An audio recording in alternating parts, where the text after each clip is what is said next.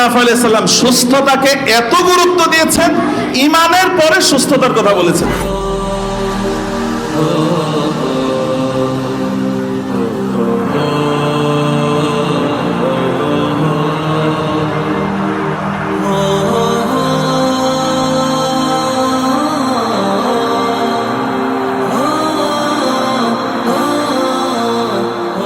আসসালামু আলাইকুম।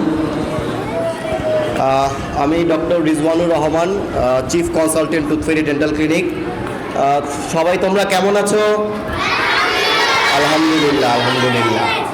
আচ্ছা, ঠিক আছে। তো অনেক ছোট ছোট বাচ্চা দেখা যাচ্ছে, সাথে কিছু তাদের অভিভাবককেও দেখা যাচ্ছে। সো আমি বাচ্চা এবং অভিভাবক সবারই দৃষ্টি আকর্ষণ করছি। প্রথম কথা হলো, স্যার বলতেছিলেন যে সুস্থতা আমাদের একটা অনেক বড় নেয়ামত। সুস্থ থাকতে হলে আমাদেরকে কিছু নিয়মকানুন মেনে চলতে হয়। তার মধ্যে সবচেয়ে ইম্পর্ট্যান্ট যে জিনিসটা হলো সেটা হলো মুখের যত্ন নেওয়া। তোমরা কি সবাই মুখের যত্ন নাও? আচ্ছা, very good, very good. So মুখের যত্ন নেওয়ার জন্য সবাই কি করো?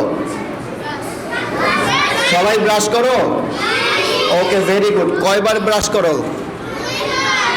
আচ্ছা, মাশাল্লাহ, মাশাল্লাহ। সবাই দেখি সব কিছু জানে, অনেকে 3বারও করে। বাহ, ভালো, খুবই ভালো। ঠিক আছে, তো মুখের যত্ন নেওয়ার জন্য আমাদেরকে অবশ্যই 2বার ব্রাশ করতে হবে।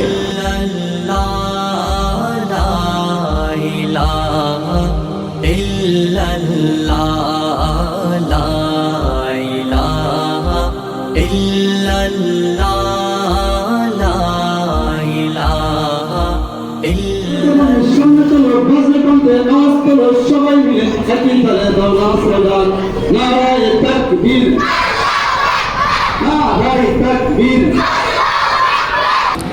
বাকি এই সুস্থতা এবং অসুস্থতা, এই দুইটা কিছুটা আছে মানুষের উপার্জনের উপর নির্ভরশীল, কিছু হলো আল্লাহ পাক দেন। যেই অসুস্থতা আমাদের উপার্জন, আমি নিজে অসুস্থ হয়েছি কেন? আমার লাইফস্টাইল ভালো না, এজন্য আমি অসুস্থ হয়েছি। এই অসুস্থতায় আল্লাহ তাআলা অসন্তুষ্ট হন কেন? কারণ সুস্থতা আল্লাহ তাআলার অনুগ্রহ একটা দান। আমি নিজে যদি এই সুস্থতাকে নষ্ট করি, এটা করলে আল্লাহ তাআলার কাছে আমাকে জবাবদিহিতা করতে হবে। আর যেই অসুস্থতা আল্লাহ পাক দেন, আমি স্বাভাবিক ছিলাম, আমার এখানে কোনো কাজ ছিল না, আমি কিছুই করি নাই, কিন্তু প্রাকৃতিকভাবে, প্রাকৃতিক ব্যবস্থাপনায় আমি অসুস্থ হয়ে পড়েছি। এই অসুস্থতার কারণে আল্লাহ পাক তার উপর অনুগ্রহ করেন, তার উপর রহমত বর্ষণ করেন। প্র্যাকটিক্যালভাবে দেখাচ্ছেন রুফাইদুর রহমান সোয়ারা। ছোট্ট বন্ধুরা, সকলে দেখে রাখি যে কিভাবে দাঁত ব্রাশ করতে হবে, ঠিক আছে?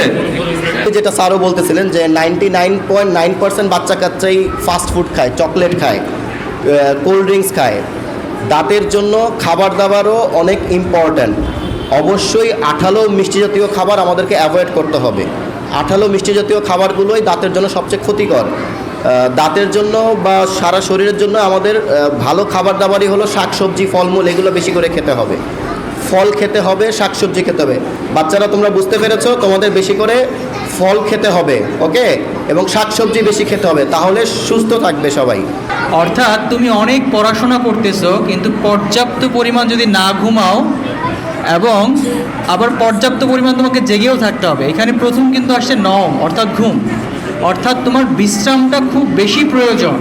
তুমি অনেক পড়াশোনা করতেছো, বাট তুমি পর্যাপ্ত পরিমাণ ঘুমাচ্ছ না, তাহলে তুমি যা পড়তেছো তা কিছুই মনে রাখতে পারবে না, ঠিক আছে? তাহলে ঘুমটা কি অনেক ইম্পর্টেন্ট। তার মানে কি সারাদিন ঘুমিয়ে থাকবা? না, যতক্ষণ ঘুমানো দরকার। একজন সুস্থ মানুষের 6 থেকে 8 ঘন্টা ঘুমানোর প্রয়োজন, ঠিক আছে? মায়েদেরকে বলবো বা বাবাদেরকে বলবো, চায়নাতে যেই প্র্যাকটিসটা হয়, ওরা 1 থেকে 2 ঘন্টা পড়ানোর পর প্রত্যেকটা বাচ্চাকে স্কুলের মধ্যেই 10 মিনিটসের একটা ব্রেক দেয়, যেন স্কুলের ওই ডেস্কের মধ্যে বাচ্চাটা ঘুমাতে পারে। অর্থাৎ সে যে 1 ঘন্টা পড়াশোনা করলো, এই পড়াশোনাটা যেন তার ব্রেনের মধ্যে আসে বা মেমোরিতে থাকে, এর জন্য তাকে 1 থেকে 1.5 ঘন্টা পড়ানোর পর 10 মিনিট একটু বিশ্রাম দেওয়া হয়, বলে যে তোমরা ঘুমাও। ঘুম না আসলেও ঘুমানোর চেষ্টা করো। এর কারণ হচ্ছে, যখন আমরা পড়ি, এই পড়াটা আমাদের মেমোরিতে পুরোপুরি যায় না, কিন্তু যখন আমি ঘুমাবো তখন এটা আস্তে আস্তে মেমোরিতে স্টোর হয়।